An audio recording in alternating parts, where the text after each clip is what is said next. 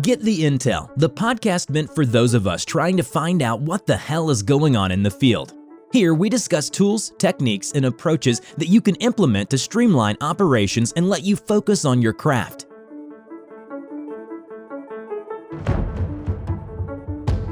All right, welcome to the show. This is Chad Gill. I'm the host, and today we have Jeremy Evans with us. I'm sorry, no, we don't. We have Jeremy Owens with us. One letter off, totally different guy. So he's the CEO. I answer to a lot of names. That's right. Exactly. So he's the CEO of the U.S. Construction Zone, which is a peer professional network for the construction industry management. So we're going to unpack that a good bit. He's also the owner of 3 Generations Improvements. He's been doing that since 2006. We're at siding, windows, doors, and decking. He's based in California. He's a baseball coach and a father of 3. So I definitely, know he's got a middle in there. I'm sure there's a story about that one because I'm a middle kid and I can't say we all did do great, but that's a challenge. So welcome to the show, Jeremy. I apologize about the last name hiccup there. I'm not sure what happened there. Like I said, I answer to a lot of names. I appreciate you having me on, Chad. This will be fun. Absolutely. So I guess started out 3 Generations Improvements. So is it because it's 3? Are you the 3rd generation? I am. I'm the 3rd generation. My grandpa Bob Owens started in the construction industry in the 1950s, and we just actually lost him this year. So kind of my year is dedicated to him. He was our first generation in construction, and my dad followed in his footsteps in the 70s, and myself in 2002. So we've been doing it that long, and in the siding, window, decking, exterior remodeling kind of space.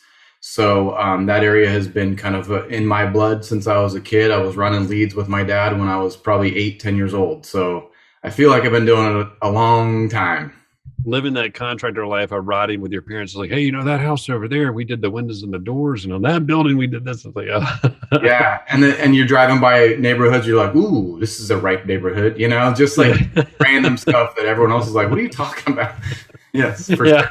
I think I walked through all of these. I went to Europe with my wife, and we're walking through these chapels that are thousands of years old, and it's beautiful floors. I'm looking down at the floor, and my wife's like, had you even noticed any of the stained glass windows? I'm like, no, man, we can't even make floors like this now. It's just like, yes. You're not going to see much of Europe like this. Yes. Like, Yes. But how does it, family business, multiple generations, is it, like any family business, I'm sure it has its challenges, but going from generation to generation, I would think that's got some tough challenges with it and rewards. Yeah, I would say the lucky thing with me is that my dad's leadership, he doesn't have a lot of pride, and that he gave me the reins at a young age and said, you've got a business mind, and my dad's a great salesman. So we all kind of knew what we were good at and didn't get in each other's way. There was not like a ego struggle or anything like that. So I think with that leadership, and him being able to put his ego and his pride aside and say, "Hey, Jeremy, you guide the ship," and that's how it works. I think the biggest struggle in construction is that there's a fair amount of egos involved, right? And there's when you start butting heads that way about who the big boss is, there's a struggle. I still call my dad Kurt the President, just from a respect thing. But, I think that's the leadership you need, and that's the only way it works. I think the family business can be really difficult when you have huge egos. And I don't know how that works, and I don't have any examples to draw on there. So we're just lucky, I guess. Yeah, no, I interviewed a lot of,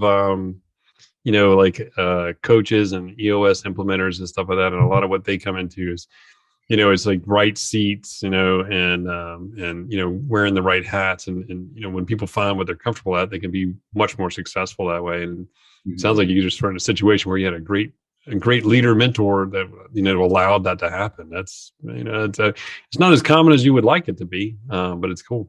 No, I don't think it's very common. And I think that what I'm finding in talking to people all over the nation in construction is that there's such a low barrier of entry to be a business owner in construction that it doesn't mean you have a lot of business experience, and it doesn't mean you have a lot of business sense. So you could slide into be an owner role and go like, oh crap, I don't know what I'm doing necessarily. And, 10 years go by and you've made a lot of mistakes. So I think, that ongoing leadership and business development is an important ingredient that, whoever takes the reins has got to take some responsibility in making sure you keep that ship righted. I think that you see that a lot in that, would see there's a big difference between hard work and skill and being able to, replace a window, polish a floor, lay brick, stuff like that. And by nature, or by just natural progression, you end up saying, okay, well, I'm going to have a company. I'm going to do this for myself. But then, it's you find out two things. You're either one of two things. You're either not good at business and you hate it, or you're pulled away from what you love to do. And both of those can be challenging, which I think is what's cool about Construction Zone is finding a group of people that live that life that you can kind of bounce those ideas around in a safe environment. I don't know if you want to say a safe environment. That makes it sound a little soft to me, in construction, we're supposed to be hardcore guys, but, but it's a place where you can say, understand that people are walking in the same shoes.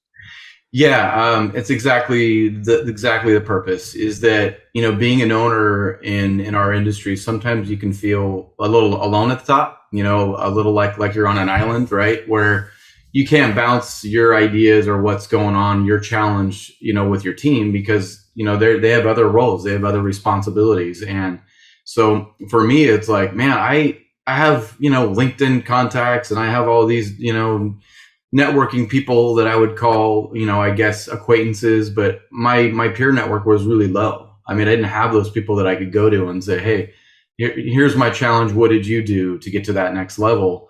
And so that was the goal in forming that. There was no, you don't need to buy something. You don't need to be a part of this trade organization or buy this software. It's just anybody in the construction industry that is an executive, that is a professional or wants to be there someday, that you belong. And so, that was definitely the purpose behind it.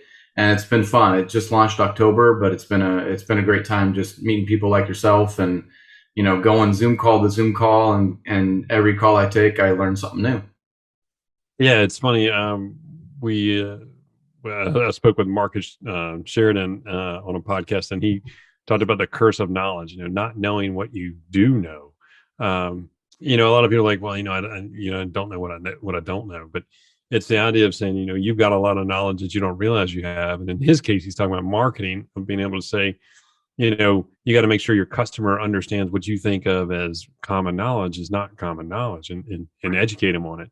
But in this scenario, I think it's the idea that you possess a wealth of information that you can share with other people, because you don't realize that it's something that other people struggle with, because maybe something your dad or your grandfather passed on to you, or you just learned along the way, which is the most painful way. Yeah. And I think yes, but I would say that I know that the best answers are going to be someone else in the industry. So me knowing that, if I want to get to the next level in any business sense, then I'm going to have to learn from others. It's not going to be me picking up a book and learning. I just don't have enough time for all of that, soaking in that knowledge. I would rather ask a peer who's been there before.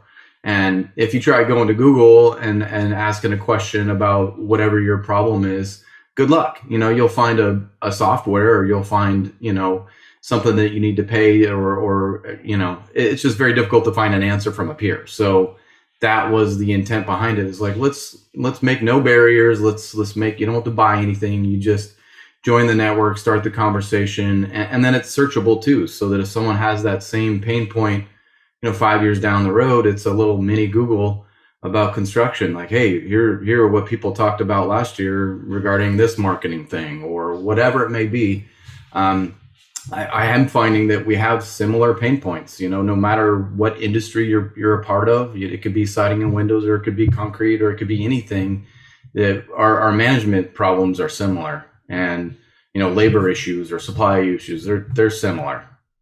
Yeah, kind of all business is business. And then there's different aspects, different products, different approaches, but a lot of the overarching kind of theory and application is very similar across them.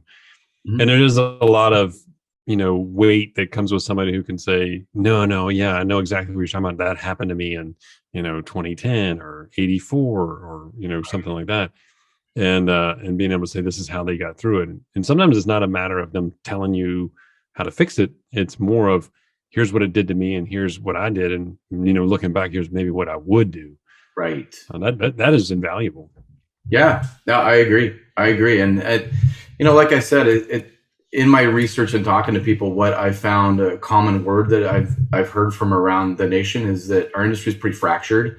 We have literally hundreds and hundreds of trade organizations, and we have all of these great tools that are starting to crop up, software packages and CRMs and all sorts of things that are keeping us organized. But that connection piece, you have to belong to that group to connect. And I think that's been our missing ingredient, is that, hey, let's have a network that, we take away all the social media distractions. LinkedIn is incredibly powerful, but it's very distracting. There's just a lot of pop-ups and there's a lot going on. There's every industry, you're getting spammed. It's just difficult to have that narrow focused construction conversation with executives, and you just have to really go find it somewhere. And that's been hard for me to find in the past. So I was like, hey, dang it, why don't I just create it myself?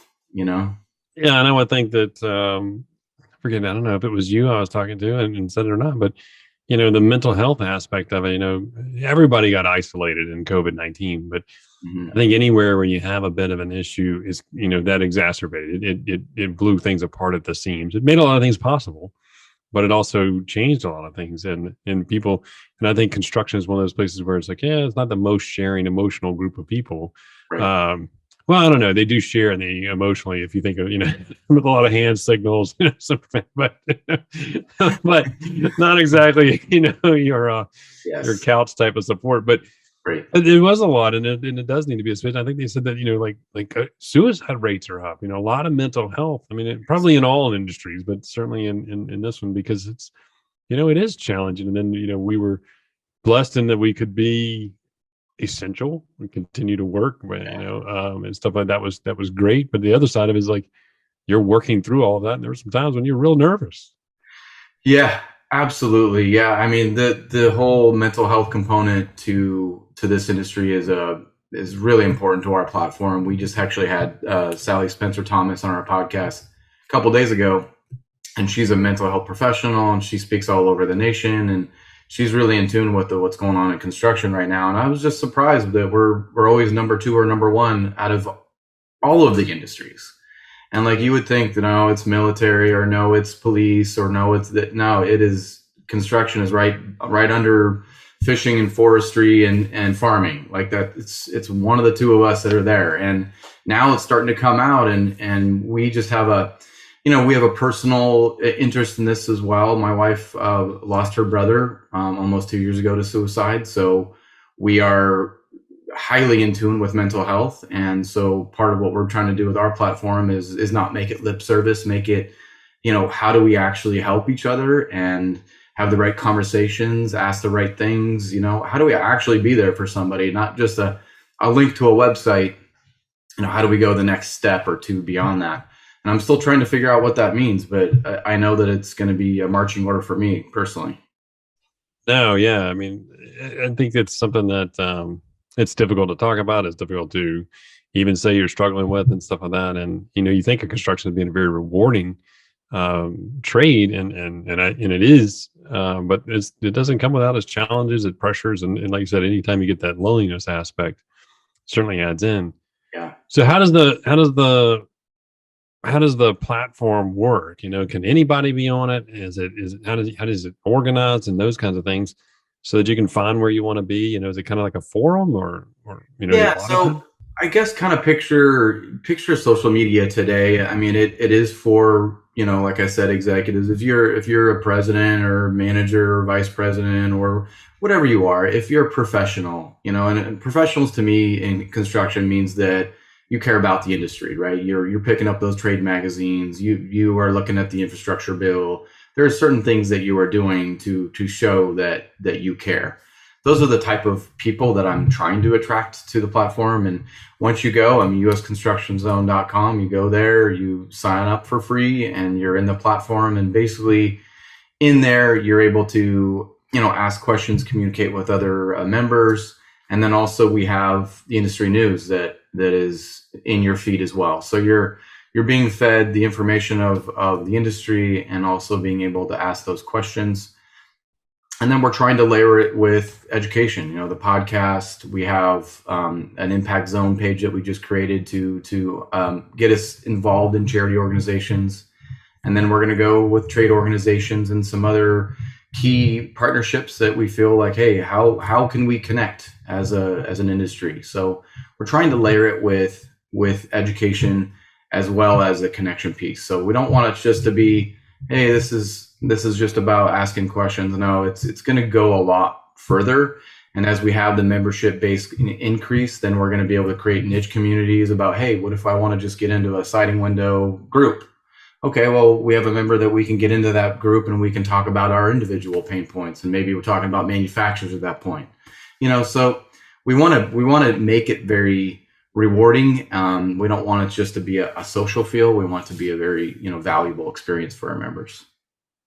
Man, and I think that's a good way to do it, because it seems like the social media aspect, it has its pluses and it certainly clearly has its minuses. Even LinkedIn, you're starting to see more politics coming in LinkedIn. You're like, can we have anything without politics in it? But trying to keep it kind of pure like that, so that you can go in there and not get riddled with that information, and just kind of focus on business a bit with business people. Yeah, exactly. And what I'm finding with the way social media is going as a trend is that it's going away from all these like mass networks. Now you see all of these social media groups trying to get niche communities, because they know that's where people are trying to go. They're trying to get away from the negativity. They're trying to create a positive experience for themselves. So they're not sitting on the couch at night and all of a sudden they're pissed.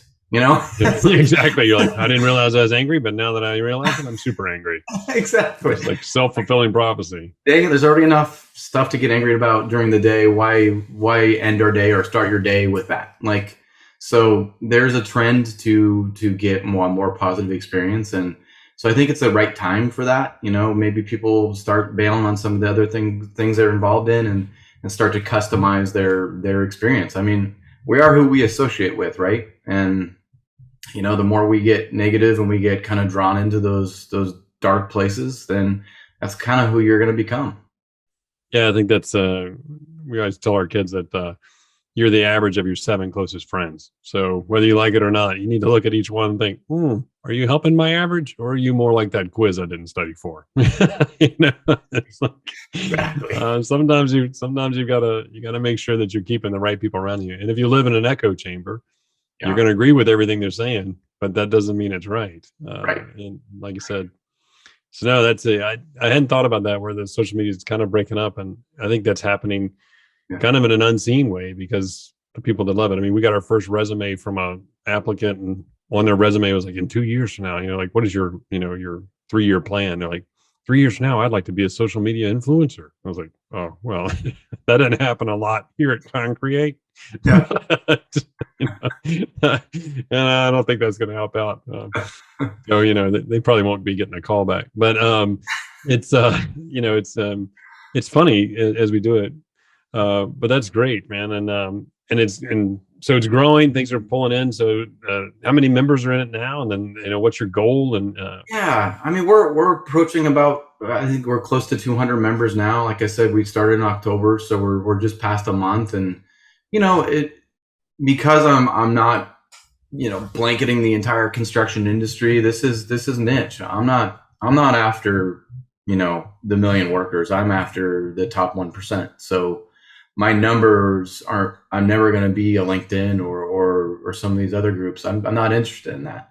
It's about the type of person. And so I'm not really hanging my hat on the amount of members. If we get a handful, 5, 10 a day, I'm super happy, because all of those people add a lot to the community, and then they share it with their friends and peers. So I'm not really after the number. I just want to make sure that we do it the right way, and we don't again, lose our vision, lose our path. We want to just make sure we're smart every step of the way, and no rush, right? Let's just keep it classy, right? It doesn't have to be another LinkedIn, because we have LinkedIn and we have issues with some of it, and some of it we love. Yep.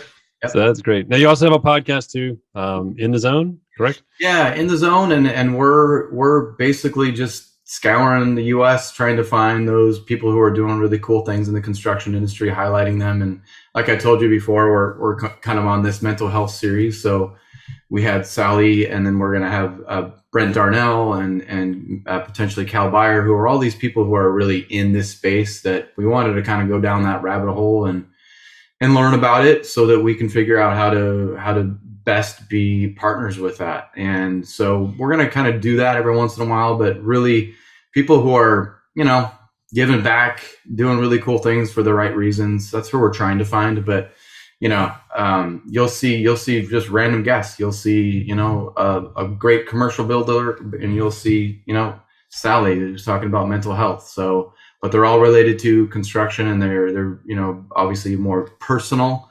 So a little bit more about, peeking behind the curtain, so that we can really get to know these people a little bit more. If you want to take a look at it, you can poke around and that kind of thing. It's at usconstructionzone.com. We'll put a link in the chat there, and we'll also try to get a link in there to your podcast. Thank you. Like I said, the mental health is one that I hadn't heard of being focused on in the construction industry. So now I'm definitely curious to hear more about that. It's just one of those things that people don't talk about much, Fortunately, right. Yeah. It's just, we're like too much of a, tough group, and, obviously we're male dominated, and that's changing, and we hope that continues to change. But I think that's part of it, is when you get that tough mentality, you don't necessarily seek out the help that you need. You just shove it down, and usually you shove it down with too much booze or too many substances, and that doesn't lead you down the right path. So yeah, hopefully just, starting the conversation is a good step, but all these people are doing great things already. So just kind of like shine a light on them and say, hey, go follow them. Don't ask me, follow these guys. Exactly. No, man, Jeremy, that's great. I think what you're doing is fantastic. I think it's a good hub, a good place to get a lot of information like that. And so how goes the baseball coach, father of 3?